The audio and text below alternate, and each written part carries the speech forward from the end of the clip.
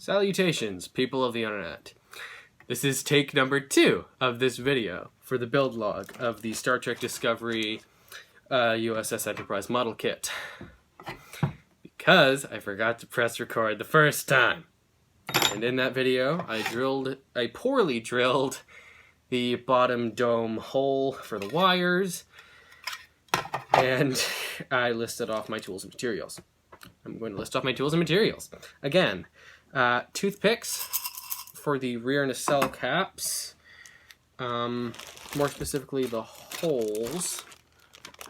I haven't taken anything off the sprue yet, because I'm going to paint them on the sprue in some cases. So yeah, masking off that. Model Masters Gunship Gray, Testers Silver, and Testers Copper model paints. I'm not going to be painting the inside of the model, mostly because I do not have to, because I am using electroluminescent wire. Let me turn off the light so you can see it better. So, yeah, it's more of a glow than an actual light. I'm using this because, in my opinion, most Starship models that have lights in them look like there's a supernova going on inside. So I don't want that.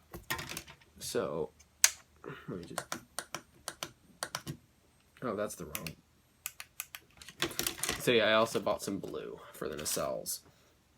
I drilled the hole with my crank drill, Mr. Tetanus. Hold on, is my tetanus show up to date? I'll find out later. My brushes over here.